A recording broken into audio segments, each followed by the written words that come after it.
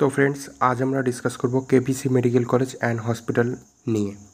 তো দেখো ওয়েস্ট বেঙ্গলে যতগুলো প্রাইভেট মেডিকেল কলেজ আছে কেপিসি মেডিকেল কলেজ কিন্তু তাদের মধ্যে সবথেকে সেরা। অ্যান্ড কেপিসি মেডিকেল কলেজে কিন্তু ওয়েস্ট বেঙ্গলে প্রথম private medical college.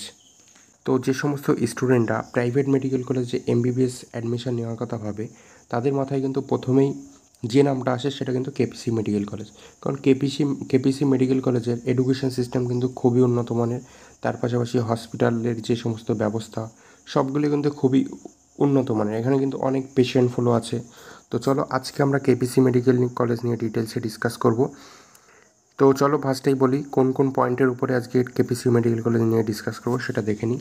Overview of KPC medical college, তারপরে হচ্ছে স্টেট কোটা সিট ডিস্ট্রিবিউশন কেমন আছে এই কেপিসি মেডিকেল কলেজের সেটা নিয়ে ডিসকাস করব। ফি স্ট্রাকচার কেমন আছে সমস্ত কোটার সেটা নিয়ে ডিসকাস করব। অ্যাডমিশন ফি রিফান্ডেবল কি না সেটা নিয়ে ডিসকাস করব। Hostel mandatory or not, hostel এখানে ম্যান্ডেটরি যে নিতেই হবে কি না নিলেও হবে সেটা নিয়ে ডিসকাস করব।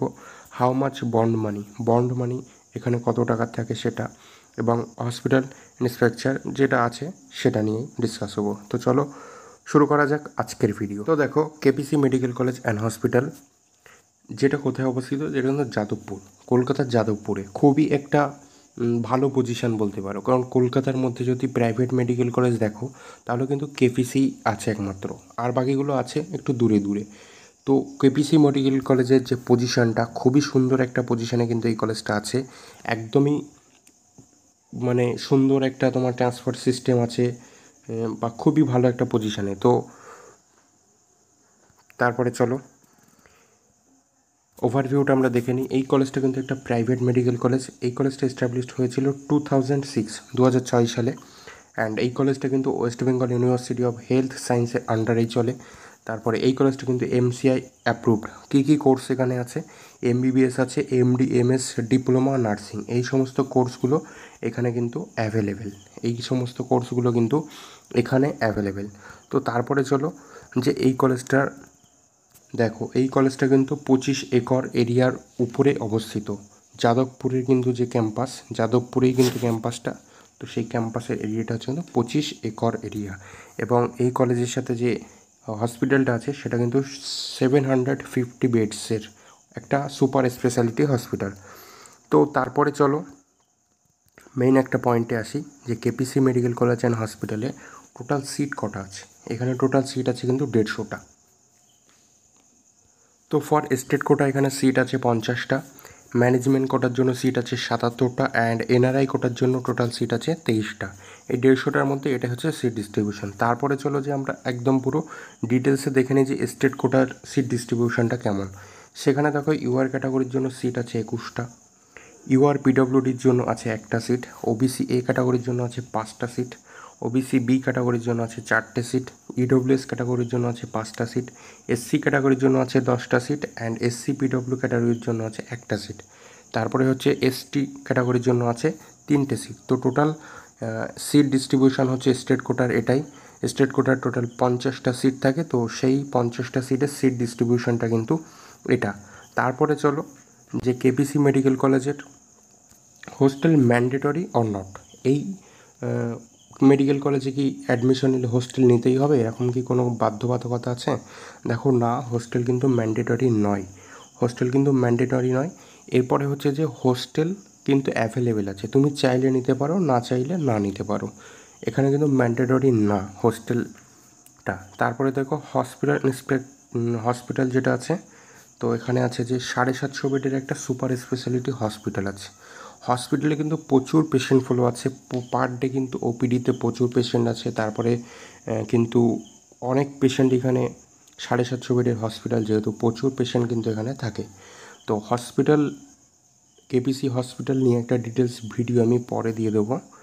এটা আপাতত কলেজ রিলেটেড, তো এটা এইভাবেই ডিসকাস করে নিই।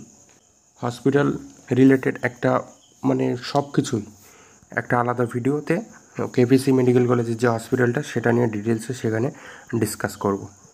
তো চলো এবার কেপিসি মেডিকেল কলেজের যে ফিস স্ট্রাকচারটা আছে, তো চলো সেটা দেখে নিই। For state quota fees structure for state কোটার জন্য ফিস স্ট্রাকচারটা কেমন আছে সেটা দেখে নিই। তো দেখো টোটাল কোর্স ফি হচ্ছে 18 লাখ, অ্যাডমিশন ফি যেখানে দিতে হবে 50,000 50K, তারপরে হচ্ছে যে টিউশন ফি দিতে হবে পার সেমিস্টার তোমাকে 2 লাখ করে টিউশন ফিস দিতে হবে, পার সেমিস্টার তোমাকে 2 লাখ করে টিউশন ফি দিতে হবে। টোটাল 9টা সেমিস্টার আছে, তো 9 × 2 18 লাখ হচ্ছে তোমার টিউশন ফিস। তারপরে দেখো যে কশন ডিপোজিটের জন্য তোমাকে দিতে হবে 25K 25,000, এবং হোস্টেল ফিস যারা হোস্টেল নেবে তাদের জন্য কিন্তু 4.5K পার মান্থ। এটা কিন্তু প্রতি মান্থে প্রত্যেক মাসে কিন্তু 4,500 টাকা করে কিন্তু হোস্টেল ফিস দিতে হবে। এবার দেখো এই যে হোস্টেল ফিস, এটা কিন্তু অনলি থাকা, এটাকে এখানে কিন্তু মিলটা নেই, সেটার জন্য কিন্তু তোমার আলাদা একটা অ্যামাউন্ট অ্যাড হবে। এটা কিন্তু শুধুমাত্র থাকার জন্য যে জায়গাটা হবে সেটার জন্য 4.5K। এবার দেখো হোস্টেলে একটা সিস্টেম আছে যে every 6 month charge to be paid in advance. Advance তোমাকে প্রত্যেক 6 মাসের হোস্টেল ফিস কিন্তু তোমাকে অ্যাডভান্স দিয়ে দিতে হবে। তারপর হচ্ছে যে additional amount of ₹10,000 by DD as hostel security deposit. Hostel security ডিপোজিটের জন্য কিন্তু তোমাকে 10,000 টাকা পে করতে হবে। যারা হোস্টেল নেবে এটা কিন্তু তাদের জন্য অনলি। তারপরে দেখো যে ডিউরিং অ্যাডমিশনের টাইমে তোমাকে কত টাকা পে করতে হবে, 2.75 লাখ, 2,75,000 টাকা তোমাকে পে করতে হবে। এবং সেটা কি কি, অ্যাডমিশন ফি তোমার যেটা 50,000 সেটা, কশন ডিপোজিট যেটা তোমার 25,000 সেটা, এবং তার পাশাপাশি তোমাকে অ্যাডভান্স একটা সেমিস্টারের ফিস কিন্তু তোমাকে দিয়ে দিতে হবে।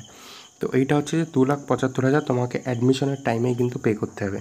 তারপর দেখো যে ফর ডিসকন্টিনিউশন বন্ড 18 লাখ টাকা।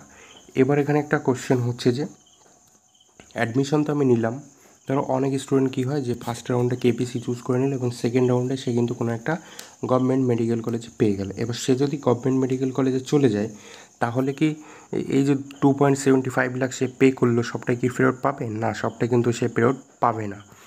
এখানে কিন্তু এই যে অ্যাডমিশন ফিসটা এটা কিন্তু নন রিফান্ডেবল, এই 50Kটা। তাহলে এখানে কিন্তু সে এই 2,75,000 থেকে 2,25,000 পাবে, 50,000 কিন্তু অ্যাডমিশন ফিস যেটা সেটা কিন্তু আর দেওয়া হবে না তাকে। আর এইটা হচ্ছে যে ডিসকন্টিনিউশন বন্ড, মানে হচ্ছে তুমি যদি পড়তে পড়তে ছেড়ে দাও তাহলে কিন্তু তোমাকে 18 লাখ টাকা পে করে দিতে হবে। তারপরে চলো আমরা দেখে নেবো যে ম্যানেজমেন্ট কোটার ফিসটা কেমন আছে, ফিস স্ট্রাকচার। তো দেখো এখানে টোটাল কিন্তু কোর্স ফি হচ্ছে 72 ল্যাক্স 72 লাখ টাকা, অ্যাডমিশন ফি দিতে হবে 50K 50,000 টাকা, টিউশন ফিস কিন্তু 8 লাখ পার সেমিস্টার, 9টা সেমিস্টার 8 × 9 তাহলে 72 ল্যাক্স এখানে দিতে হবে। কশন ডিপোজিট কিন্তু সেম 25K। তারপরে হচ্ছে যে হোস্টেল ফিস, এখানেও যারা হোস্টেল নেবে তাদের ক্ষেত্রে কিন্তু 4.5K পার মান্থ পে করতে হবে। এবং সেম একদম পুরো স্টেট কোটার মধ্যে সেম সিস্টেম এখানে, যে তোমাকে অ্যাডভান্স 6 মাসের হোস্টেল ফিস কিন্তু তোমাকে পে করে দিতে হবে, অ্যান্ড সিকিউরিটি ডিপোজিটের জন্য তোমাকে কিন্তু 10,000 টাকা পে করতে হবে। তারপরে দেখো যে ডিউরিং অ্যাডমিশন তোমাকে পে করতে হবে কিন্তু এখানে 27.75 ল্যাক্স, মানে 27,75,000 টাকা কিন্তু ডিউরিং অ্যাডমিশনের টাইমে কিন্তু তোমাকে ম্যানেজমেন্ট কোটায় 27,75,000 টাকা পে করতে হবে। আর এখানে কিন্তু ডিসকন্টিনিউশন বন্ড আছে যেটার অ্যামাউন্ট কিন্তু অনেক বেশি, 72 ল্যাক্স, মানে তোমাকে কিন্তু 72 লাখ টাকা একটা ডিসকন্টিনিউশন বন্ড হবে। যদি তুমি কন্টিনিউ না করো তাহলে কিন্তু তোমাকে এই 72 লাখ টাকা পে করে দিতে হবে মেডিকেল কলেজকে। তারপরে চলো এনআরআই কোটার সিস্টেম ফিস স্ট্রাকচারটা কী আছে। এনআরআই কোটার জন্য কিন্তু ফিস হচ্ছে 1.5 crore, 1,50,00,000 টাকা তোমাকে কিন্তু এনআরআই কোটাতে খরচ হবে। যেখানে অ্যাডমিশন ফিস হচ্ছে 50K, টিউশন ফিস হচ্ছে 1.5 crore, 1,50,00,000 টাকা। কশন ডিপোজিট হচ্ছে 25K 25,000 টাকা। হোস্টেল যারা নেবে সেম একদম পুরো হোস্টেলটা কিন্তু সবার ক্ষেত্রেই সেম, সেটা স্টেট কোটা হোক, সেটা ম্যানেজমেন্ট কোটা হোক, বা সেটা এনআরআই কোটা হোক, হোস্টেল সিস্টেম কিন্তু একবারেই সেম সবার জন্য। তো এটা আমি আর রিপিট করছি না। তারপরে দেখো যে ডিউরিং অ্যাডমিশন তোমাকে কত পে করতে হবে, 1,55,75,000 টাকা কিন্তু এনআরআই কোটায় তোমাকে ডিউরিং অ্যাডমিশন পে করতে হবে, যেটা নন রিফান্ডেবল। অ্যান্ড তোমাকে কিন্তু অ্যাডমিশনের টাইমেই সবটা পে করতে হবে, তারপরে কোনো পে নেই, এবং যেটা রিফান্ডেবল নয়। সুতরাং এখানে কোনো ডিসকন্টিনিউশন বন্ড নেই, যেহেতু তুমি একবারে সবটাই পে করে দিচ্ছ। তুমি যদি কন্টিনিউ না করো আর ডিসকন্টিনিউ করে দাও তাহলে কিন্তু তোমার 1,55,75,000 টাকা কিন্তু আর হয় এই মেডিকেল কলেজ তোমাকে ফেরত দেবে না। তো এটাই ছিল আজকের ভিডিও।